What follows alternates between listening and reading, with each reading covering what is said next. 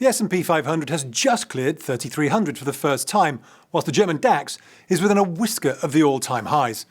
Valuations are rampant, and many assets are extremely extended. But are assets actually in bubble territory? That is the big conversation. It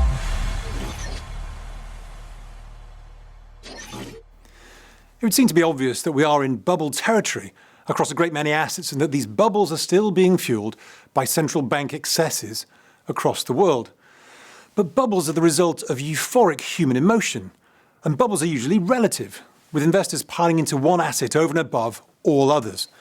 And classic bubbles of the past include Japan of the 1980s, the Nasdaq of the 1990s, the chart of which we just saw, property in the noughties, and more recently Bitcoin. When the Japanese Nikkei was in its ascendancy 30 years ago, the country was seen as a genuine threat to US business interests, and Japanese practices were being adopted worldwide. In fact, Japan's sentiment was all-pervading. But today, the Nikkei 225 remains below that 1989 peak. So can everything today truly be in bubble territory, or is it merely a reflection of those central bank balance sheets which continue to expand? Japan's balance sheet expansion has never really stopped, although it has slowed in recent months. The ECB reignited its own expansion towards the end of 2019, and Draghi, the former president, has exhorted his successor and the leaders of Euro's nation-states to spend and spend and spend.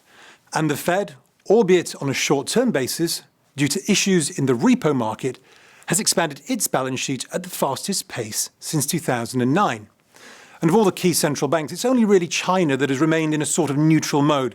But that's largely out of necessity because of the diminishing returns of its excessive credit creation, which has become very, very hard to ignore. But with three of the big four still recommitting to balance sheet expansion in the last few months alone, asset prices have remained elevated, despite the general distrust from many investors and observers. So have central banks, and in particular the Fed, actually created bubbles? Or do we still have further to go before they can be classed as truly first-rate bubbles like the Japan of 1989 and the dot-com era 2000? Well, firstly, if we look at M1 money growth in the US, we can see the dramatic shift in US policy during 2019, with M1 supply accelerating in the second half of that year, even as the Fed shifted towards a neutral stance. The move in money aggregates of M2 is even more dramatic, suggesting that there was an outsized impact on credit expansion, which followed the usual path seen over the last decade by finding its way into asset prices rather than into out-and-out inflation. That was just discussed before. Few believe the headline inflation numbers actually reflect reality. But if we look at the US stock market, whilst it has raced to new all-time highs in recent weeks, the move looks far less dramatic when viewed on a long-term logarithmic chart. And we know that the median valuation, i.e. that of the bog standard stock in the S&P 500, is at an all-time high, even if the absolute S&P valuation is not. But the key question is, who is buying those stocks? It's not me, it's not you, and it's not really other active managers. It's obviously corporates and passive funds. Obviously the corporates are the buybacks. And in many ways, they don't care about valuation. They're more concerned with the availability of cheap capital and hopefully abundant capital, especially in the case of the corporate buyback. And remember, all bubbles from Dutch tulips via the South Sea to Japan were driven by the euphoria and the rationalization of irrationality, with individuals piling money in whilst observing that this time was truly different, when obviously it never was. What is different today is that this market rally is widely reviled with an extremely high level of skepticism amongst human participants. And that fear of missing out has not yet swept through Main Street.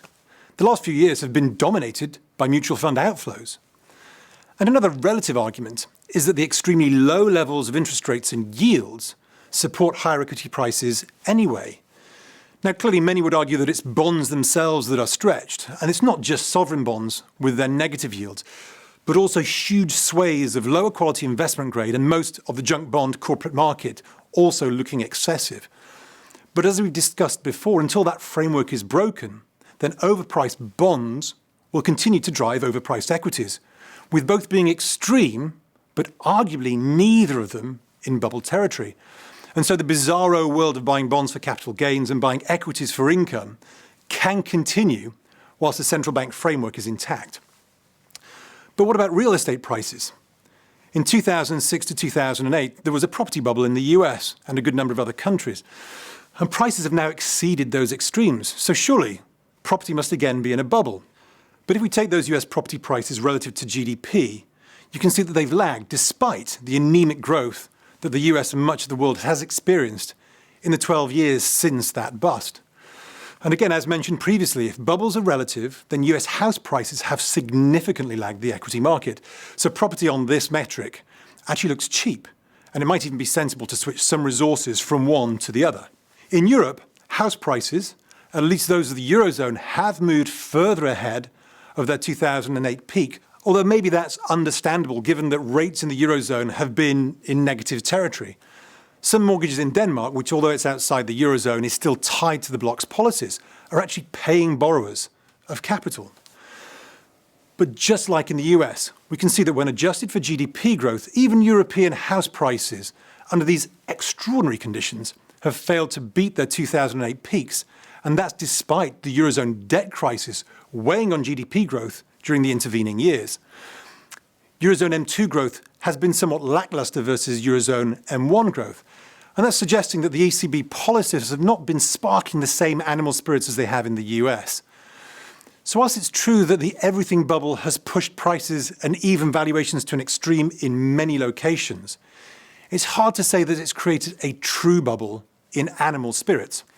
Capital has been spread across many geographies and many assets, so these emotions have also been spread too thinly, so that no single asset has taken a significant lead and shifted into another gear, although perhaps the US equity market is exhibiting some of those credentials. But the drives have been the dispassionate demand of the passive funds and the ongoing shenanigans of the corporate buyback. So whilst markets are clearly stretched and well overdue, particularly with the US, a 5 to 10% correction, that should be considered a normal and healthy pullback.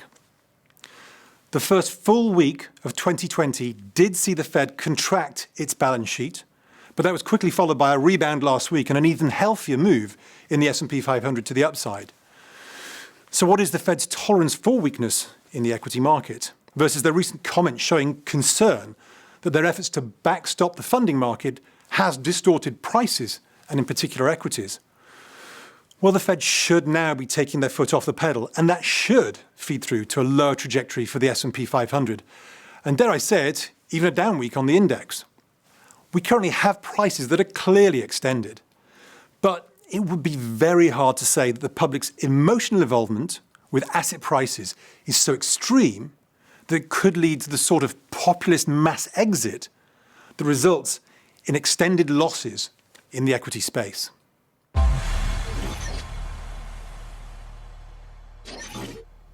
There's a lot of chatter about the alleged headwinds that the UK economy still faces. 2019 was a particularly tricky year for the UK because of first Brexit and then the election uncertainty. Accountants Ernst & Young reported that the number of UK companies that fell short of profit forecasts last year was the highest since 2015, and 313 British firms issued profits warnings. And the number of listed companies that warned was the highest in 18 years, even above the number of 2008, the year of the great financial crash. Last week saw some pretty weak macro data out of Britain. Bank of England Governor Mark Carney had already indicated that the next rate move could be a cut. And markets very quickly pushed the expectation for a cut at the next Bank of England meeting on January the 30th to 70%. And the British pound pretty much immediately fell back to the 130 mark. But perhaps this is actually a buying opportunity for sterling. Firstly, what were those data series and why were they of particular note? Well, industrial production for November came in at minus 1.2% month-on-month versus 0% expected, whilst manufacturing came in at minus 1.7% month-on-month versus plus 0.2% expected. However, none of this should be much of a surprise. The market manufacturing PMI has been below 50, i.e. in contraction territory for much of the last year, and we've documented the slowdown in global manufacturing in many previous episodes of The Big Conversation. But anyway, the UK is a service economy, although the November index of services was also weak at minus 0.3% month-on-month versus 0 expected, reflected by a similar decline in the monthly GDP reading, which also fell by 0.3%, versus no change expected. But by now, hopefully, you will have spotted that these data releases for the UK are all from November. And this is therefore pre-election. Indeed, the election uncertainty probably persisted into the early part of December. The election was on the 12th of that month.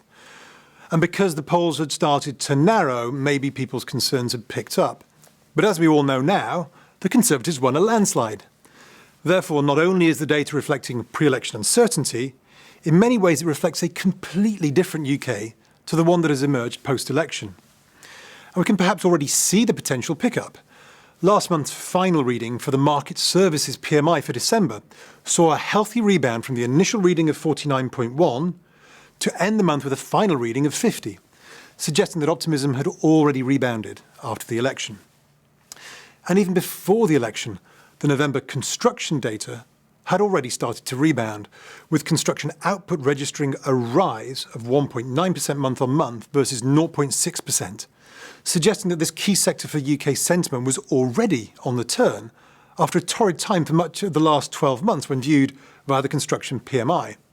So although there remains significant geopolitical uncertainty and a lot of execution risk of the Brexit strategy, the ruling Conservatives have a very powerful working majority in Parliament. So the British pound, therefore, is probably a buy at these levels. Now, cable, i.e. the pound versus the dollar, may be subject to the ebb and flow of ongoing global trade negotiations, so it may be preferable to play sterling, that's another name for British pound, against the euro.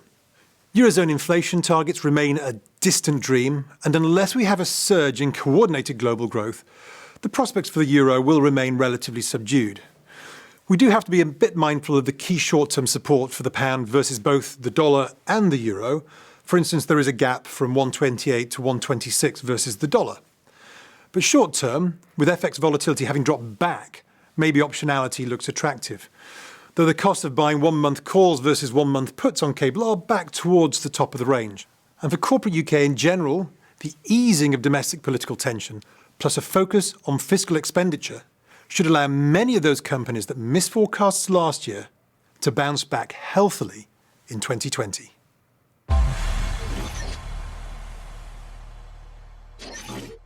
As noted in the opening section, markets are stretched, but playing for a reversal has been proving extremely difficult.